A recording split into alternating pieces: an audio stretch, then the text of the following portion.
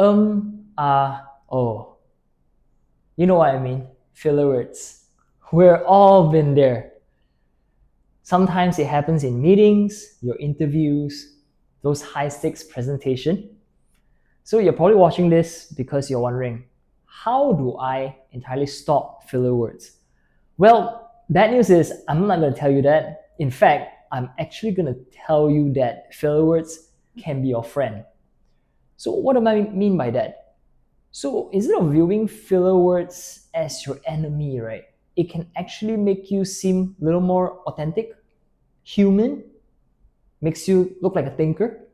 So what do I mean by that? So in this age of AI, you probably heard people are presenting perfectly, creating perfect messages. These days, maybe back then, when people hear a polished speaker who doesn't use filler words at all, who can construct a perfect sentence and present it well, they might be perceived as more credible, smart, someone worth listening to. But compared to this day and age, where AI is readily available, people are a little more skeptical. People tend to have more questions. So you think about it. If you have used one of those AI tools like ChatGPT or Gemini, you might have prompted something and you might have added a extra section that says, please write like a human being, or please don't sound like AI, or maybe it's just me. But yeah, people are getting more jaded. People are getting more skeptical because they crave for authenticity because it's getting a little bit more rare. So today I'll be sharing with you how to manage that or handle those filler words. Rather than eliminating it entirely, I would recommend perhaps reducing it. So here are a few ways to reduce filler words rather than removing entirely. So first, strategic pauses. So by pausing sometimes, it helps you buy more time. What do I mean by that? So you notice that sometimes in your mind, you know a filler word is coming. You could see that just approaching your way. When you take a pause, you look at it and you just refuse to say it. And sometimes your mouth just don't say the that you really thought of. Yeah, funny enough, it does work that way. So that's one, pauses. Two, you want to slow down. Sometimes we use filler words because we are rushing through our speech or our presentation.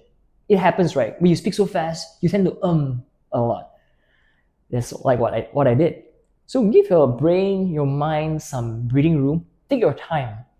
You might even come off as more thoughtful, someone who is articulate.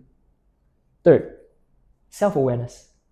Sometimes we don't even know how frequent do we use filler words in our everyday conversation, in our presentation more so. So what can you do? You can film yourself, record yourself through a phone or camera, and review it. Have an honest reflection of your relationship with filler words. Sometimes we just don't know what we don't know until our camera reveals the truth, and then adapt. The thing is, you can't really expect an overnight success, but you can't really fix what you don't know. So I recommend give it a try. Measure yourself against how many filler words you use regularly.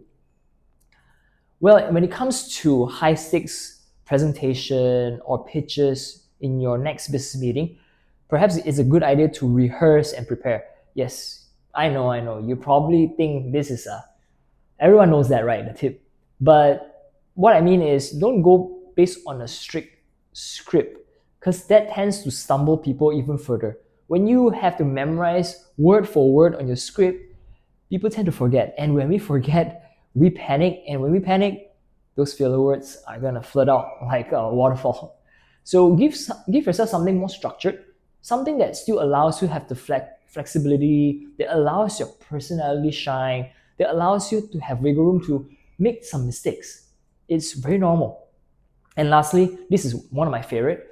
Replace filler words with something that's equally good, better habits. For example, rather than saying, is that so? Or and too much.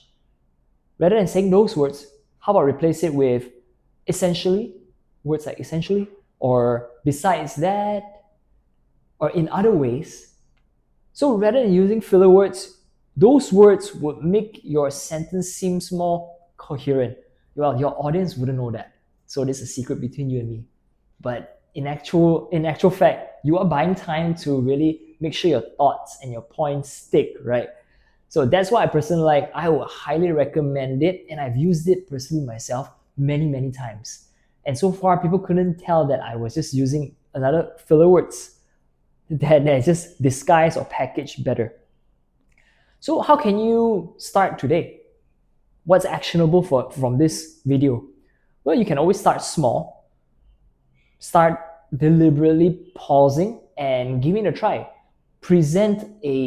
Do a small presentation or have a conversation with a friend or someone you trust and measure yourself. Track your progress on how you are managing those filler words. Of course, it will be uncomfortable in the beginning, especially if you're really, really used to using filler words like ah. But if you're watching this, it means that you want to change, you want to improve, and you feel that filler words are meant to go. Well, like I said, not entirely, but use it enough. Have a balance, right?